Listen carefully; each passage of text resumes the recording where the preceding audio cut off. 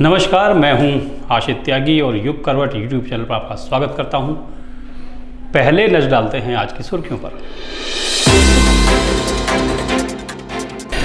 मेरठ में महिला उत्पीड़न की 2 घटनाएं, दोनों में आरोपी हैं भाजपा नेता। गिरफ्तारी न होने से पब्लिक गुस्से में। गाजियाबाद में हुआ नगर निगम कार्यकारिणी का चुनाव, मेयर ने विपक्ष को दिया सम्मान। और पुलिस अधिकारी के बेटे ने महिला टोलकर्मी को पीटा। अब खबरें विस्तार से।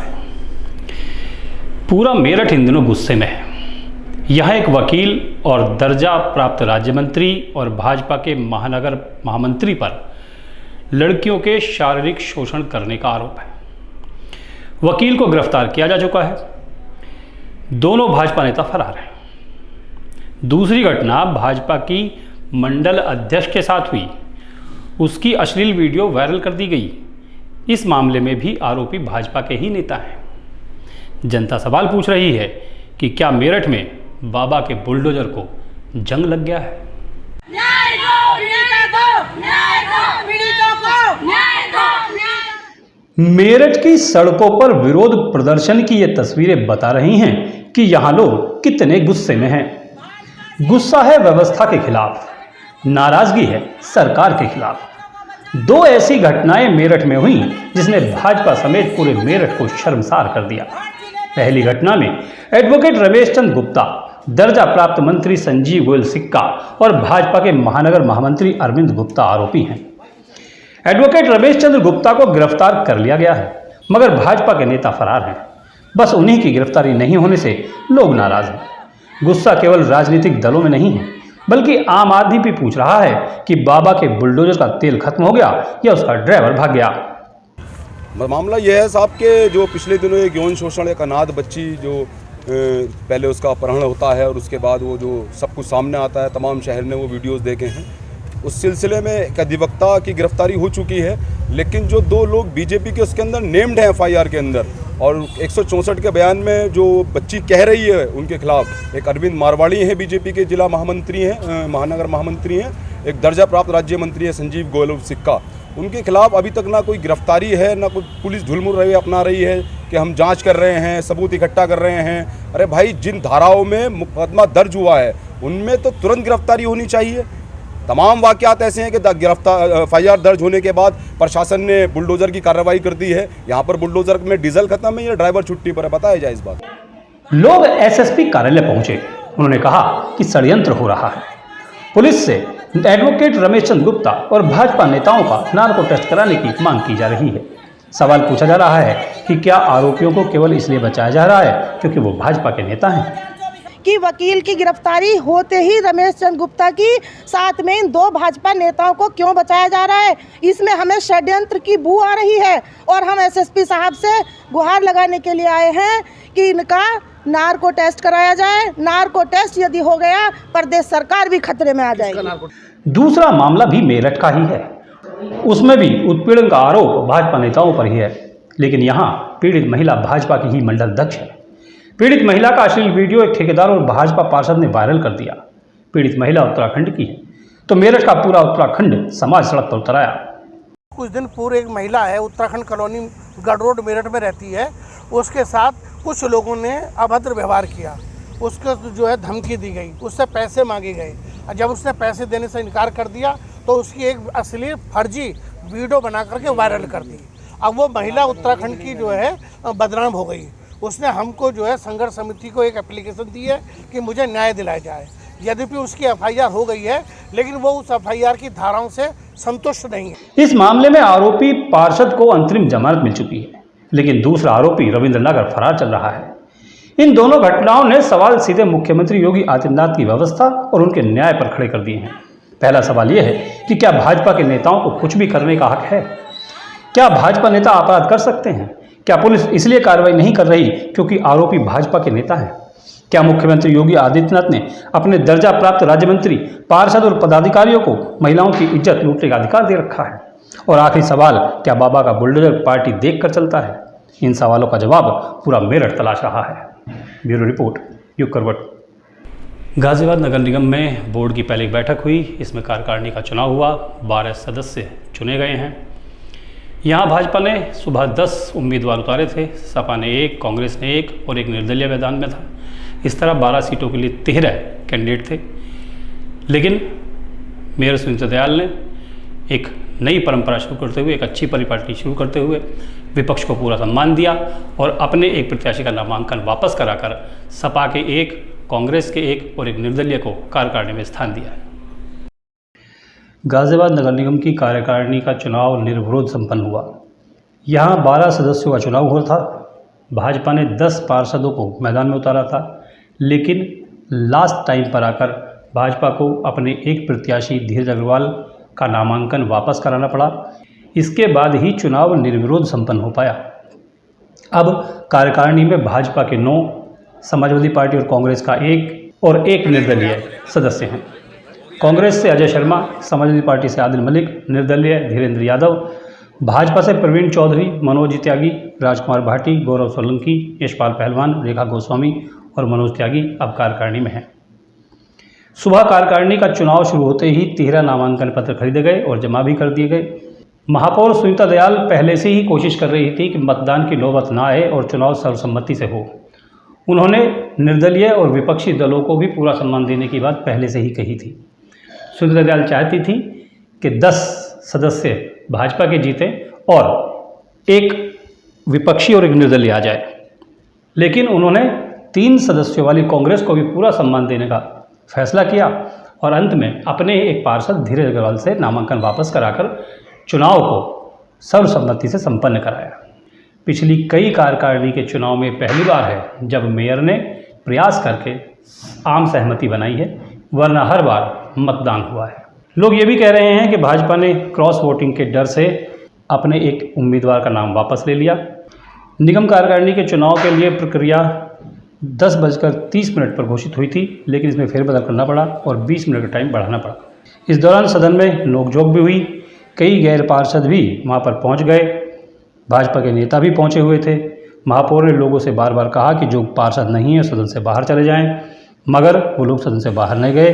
तब महापौर को पुलिस को बुलाना पड़ा। पुलिस ने सभी लोगों को बाहर निकाला। चुनाव के बाद महापौर दमयंती गोयल ने कहा कि उनका लक्ष्य कार्यकारिणी का पारदर्शिता और निष्पक्ष से चुनाव कराना था। विपक्ष को, निर्दलियों को सम्मान देने के लिए भाजपा के एक प्रत्याशी का नाम वापस लिया गया है। सुनीता दयाल ने कहा कि सदन में पार्षद निर्दलीय हो, विपक्षी दल का हो या सत्ता पक्ष का, सभी को बराबर सम्मान मिलने का हक है। ब्यूरो रिपोर्ट, युग करवट। अब जो दृश्य मैं आपको दिखाऊंगा, उनको देखने के बाद आप ही लोग बताइएगा कि इससे आपको गुस्सा आया, चिंता बढ़ी या अफसोस हुआ। घटना दादरी के टोल प्लाजा की है, जहां खुद को पुलिस अधिकारी का बेटा बताने वाले एक आदमी ने महिला टोल कर्मी के साथ बदसलूकी की और उसे मारा पीटा भी। इसमें उस आदमी के साथ एक महिला जो थी, उसने भी पूरा साथ दिया और उसने भी महिला कर्मी को पीटा।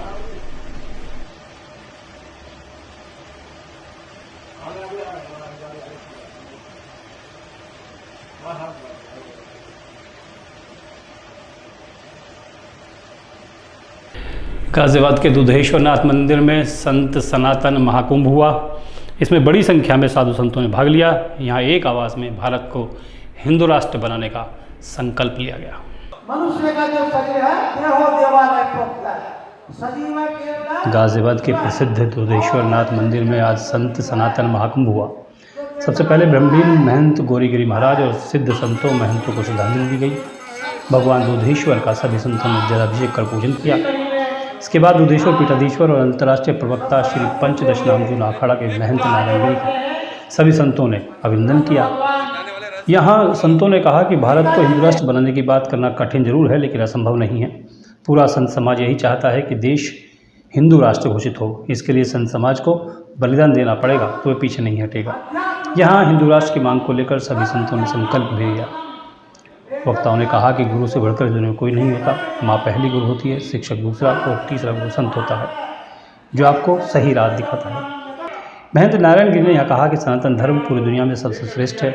सनातन धर्म पर चलकर ही प्रत्येक व्यक्ति अपने जीवन को सही प्रकार से लक्षित कर सकता है।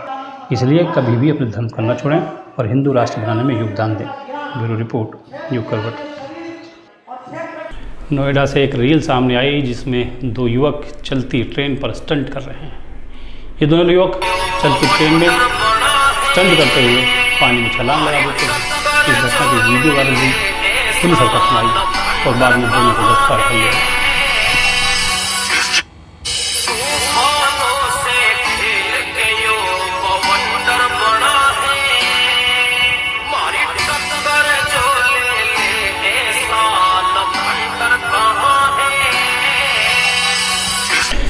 मोदेगर थाना क्षेत्र के निवाड़ी में एक आम के बाग में एक लाश बरामद हुई। पुलिस ने मौके पर जाकर देखा तो उसको चाकू मारकर हत्या की गई थी। पुलिस ने केस दर्ज कर लिया है। सभी पहलुओं पर जांच चल रही है।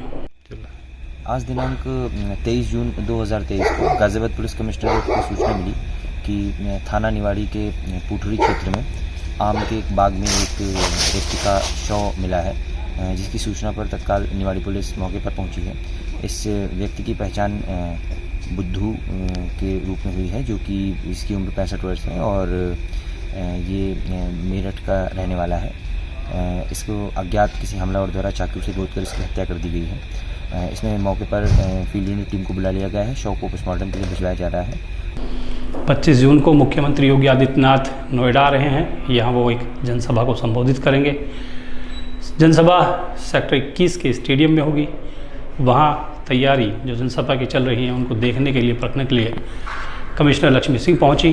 ड्यूटी पर तैनात जो अधिकारी इंतजाम देख रहे हैं उनको दिशा निर्देश दिए और इंतजाम में लगे जो अधिकारी हैं उनको सब चीज़ें परखीं, सारी व्यवस्थाओं को देखा। कानून व्यवस्था बनाने के चक्कर में कभी कभी पुलिस मानवीय संवेदनाएं भूल जाती है। ऐसे में जो पीड़ित होता है, गरीब आदमी, वो टूट जाता है। ऐसी एक घटना गाजियाबाद में हुई। यहाँ ट्रैफिक पुलिस ने एक गरीब रिक्शे वाले जो दिव्यांग भी था उसकी रिक्शा सीज कर दी।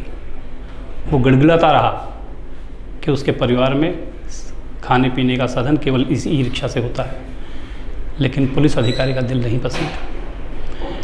अब वो दिव्यांग जिलाधिकारी से मिलकर गुहार लगा रहा है। वालों ने मजदूर आदमी निकाली कुछ बात करके। नाम बताओ अपना। मेरा नाम देवेंद्र है। तो आज डीएम ऑफिस पे क्या मांग लेके आए हो आप अपनी? हम तो ये मांग लेके आए कि हमारे सबकी गाड़ी सुविधा और अब बस। इनका आंसुओं का जिम्मेदार कौन है? इनका आंसुओं का, गरीब लोगों का आंसुओं का जिम्मेदार कौन है, आप बताओ। जो आप तो पुलिस कोई पैसे की मांग करती है क्या आपसे? कोई धमकाती है क्या? क्या करती है पुलिस?